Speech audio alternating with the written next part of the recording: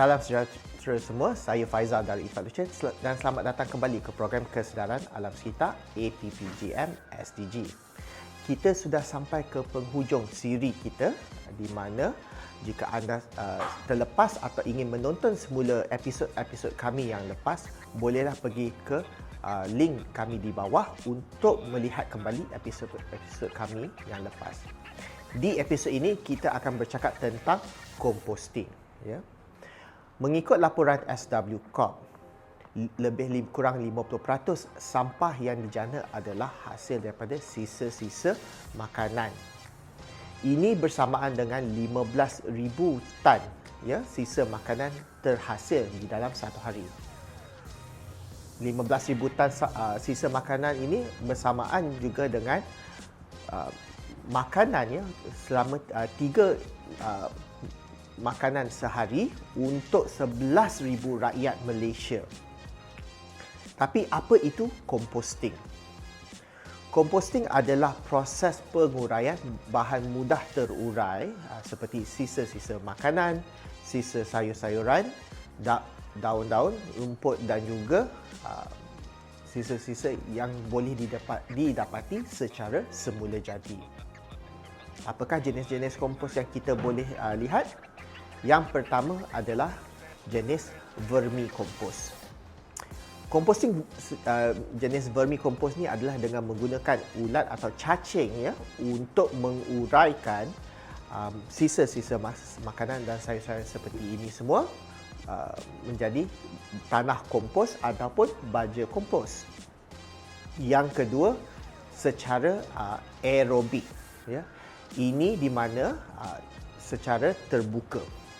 Ya, composting secara terbuka ni di mana kita perlukan tanah lapang, di mana kita boleh sama ada tanam sahaja sisa-sisa ini ataupun dibiarkan terbuka di mana dengan udara dan juga serangga dan mikroorganisma akan meleraikan sisa makanan dan sayur-sayuran ini bersama sisa-sisa dari kebun dan juga landscape kita.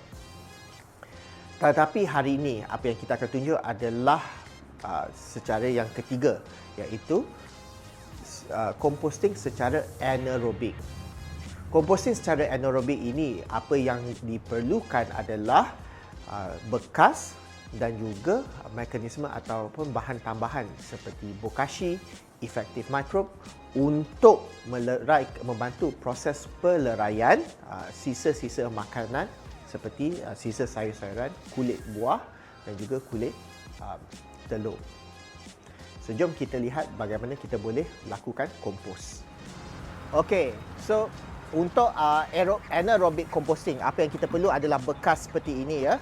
Sama ada kita boleh pakai bekas composting ataupun kita boleh membina bekas kita sendiri menggunakan bahan-bahan lama seperti tong-tong cat yang lama, di mana apa yang kita perlukan adalah bahagian di mana ia boleh mengasingkan, ya, air daripada kompos dan juga daripada sisa kompos. So apa yang kita boleh pakai adalah daripada sisa sayur-sayuran daripada kebun ataupun sisa-sisa landscape, ya, daripada kebun. So kita boleh letak dulu sisa-sisa landscape ni. Letak satu dulu, ni. Selepas kita letak satu lapisan, apa kita lakukan adalah gunakan accelerator seperti bokashi ataupun efektif mikrob dan kita sembur, ya. Lepas kita sembur,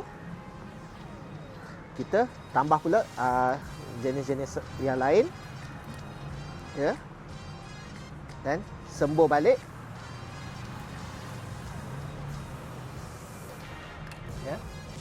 Dan kita juga boleh tambahkan balik.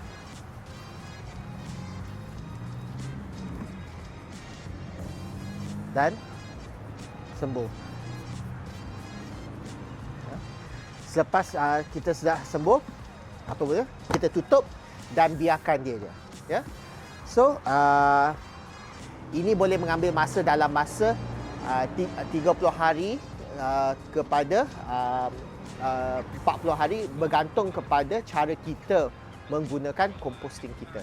Dua bahan yang terhasil adalah satu, baja liquid ya, yang mana kita boleh just ambil daripada sini, dan juga baja tanah kompos selepas dia telah melalui proses penguraian secara semula jadi. Kenapa komposting ini sangat bermanfaat? Kerana ia boleh membantu kita memberi atau menambah nutrisi kepada tumbuhan-tumbuhan bunga atau sayur-sayuran yang kita tanam di rumah. Ini juga ia boleh mengurangkan kita bergantung kepada baja-baja fertilizer yang seperti di pasaran yang boleh senang dapati, dan juga menjimatkan kos kita. Ingat ya, sampah hanya menjadi sampah apabila kita tidak tahu menguruskannya dengan betul. Jika kita tahu bagaimana untuk menguruskan sampah dengan betul, sampah seperti sampah mudah terurai ini bila dikompos, ia sama ada boleh menjadi kegunaan kita sendiri ataupun ia boleh menjadi satu bisnes sampingan kepada diri kita, atau ia boleh menjadi perniagaan sepenuh masa kita. Sampah kita, tanggungjawab kita. Sekarang anda semua sudah menonton video-video kami sebelum ini, dan saya harap anda semua sudah tahu bagaimana cara-cara mengasingkan sampah di rumah dengan betul, bagaimana kita boleh menguruskan bahan kita semula dan tidak boleh dikitas semula, dan bagaimana kita boleh menguruskan sisa yang boleh mudah terurai dengan kompos. Jika bahan yang tidak boleh dikitas semula ini, kita ada juga cara pengurusan melalui EcoBricks. Saya harap anda boleh memulakan di rumah ataupun di sekolah maupun di pejabat anda. Salam sejahtera daripada saya. Jumpa lagi.